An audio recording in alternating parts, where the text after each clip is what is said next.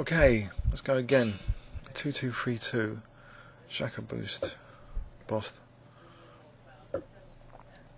Sicilian have reasonably good results in the open Sicilian at the moment. Okay, I think I'll take on c6 here, and don't know, bishop d3. I don't think there's anything wrong with e5 here, except am I losing the e5 pawn? Oh dear. If I can get an f4, f5 though, this might be okay.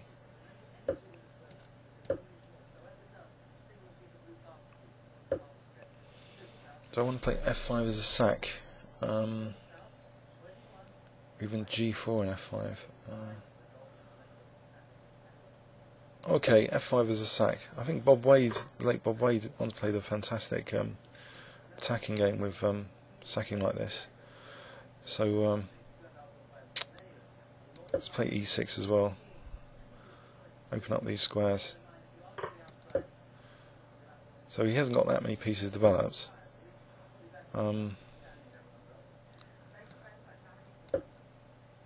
Okay.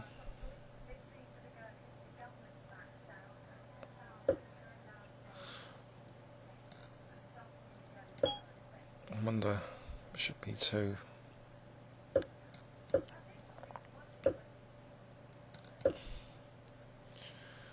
Is anything going on here? Maybe I need to play c4 to try and loosen the black position a little bit. Actually, I'm threatening knight b6 as well as knight c5. Well, I'm not sure that the exchange is that significant here.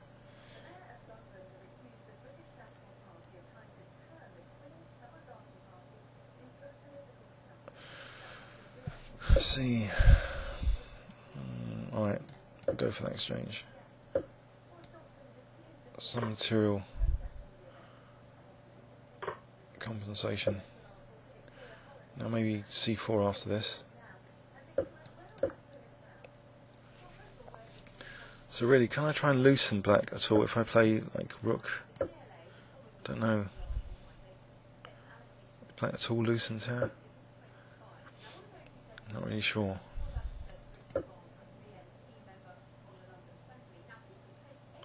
Oh, maybe the threat of b4 is finally a positional threat to try and undermine that d4 pawn.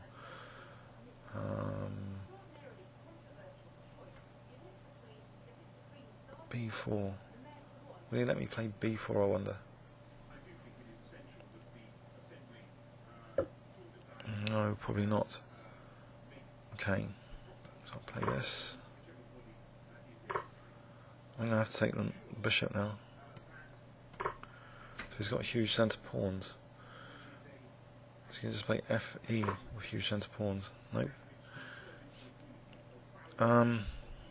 Alright, b4, trying to undermine with maybe queen b2 next. Queen b2. So regaining one of the pawns temporarily.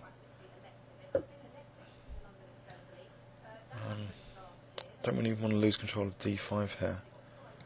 Queen c5 instead.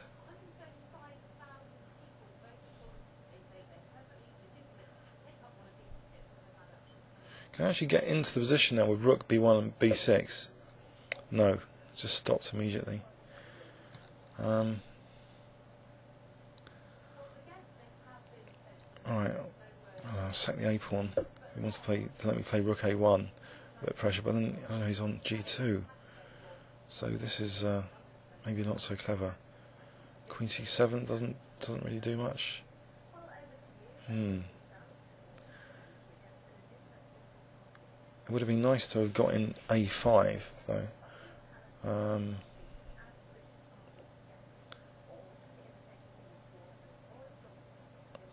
don't know, is there any way of dismantling the black position here?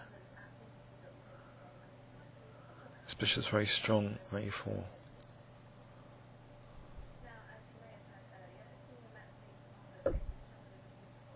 Right.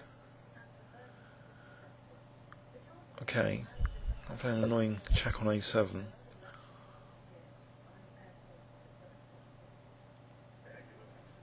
I'll have to defend, I think, G2. Fortunately, I don't know, Queen C4's on, but maybe Queen D7 then.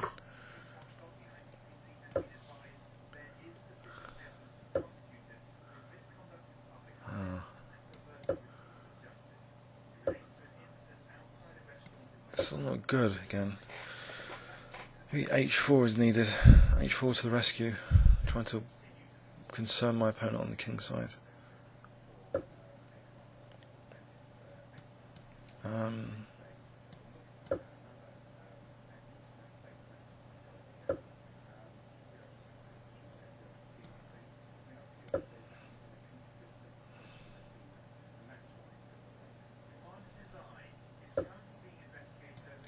H5, of course.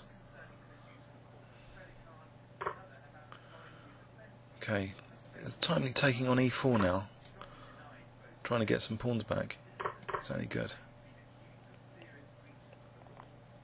If I can get the D3 pawn back, then maybe the queen ending is not that hopeless.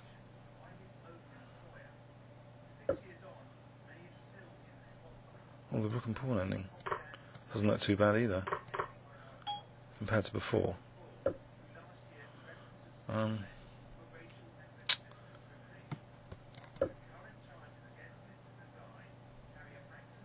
Okay, the opponent's pawns are sort of split, so if I can get my king to F3, this doesn't look that bad.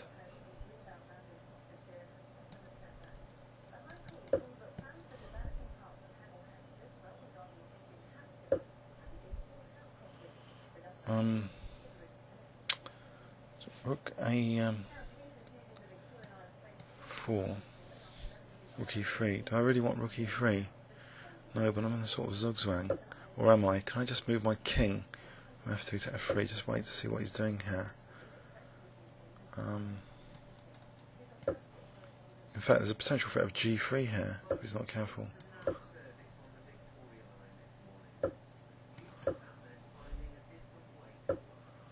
Right, so my second rank. Okay, king F3.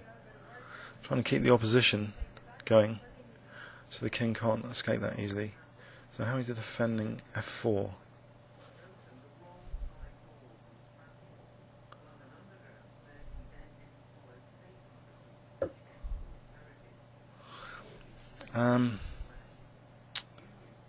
Okay. Now what's to play here? Rook A3 perhaps? Rook C2? Rook C2, trying to keep the king in. He's going to try and win my A pawn.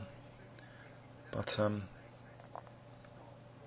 I try and threaten mate actually? Cheeky mate with Rook H1.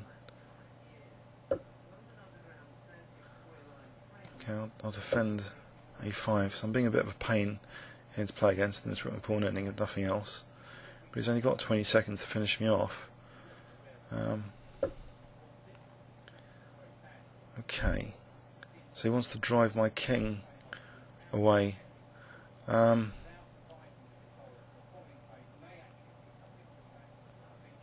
nothing really I can do about that though, I think.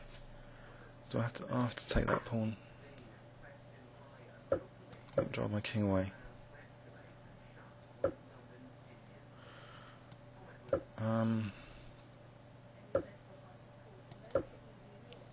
Still, with 10 seconds, maybe I can try and win A6 actually. Maybe Rook G6 is going to be a pain. Driving my king further, that's really annoying. I'll try and be annoying to him on the clock. Maybe take A6 next. Whew. That was heavy going. It's got to be said. Heavy going game. So I have to look up. I think this opening. This was a bit of a crazy idea. Not really justified. So black just winning, but then lost the exchange, but it was still winning. There's just too many pawns here. So he let me do a bit of undermining now, and I don't know, somehow the pawn fracture on the king side was useful in this ending when I sacked the exchange back. So this rook and pawn ending was finally a bit tricky, I think, for him, especially the time constraints. So it was about getting difficult positions to play and trying to put up as stiff as possible resistance. Hope you enjoyed it. Please leave any comments or questions on YouTube.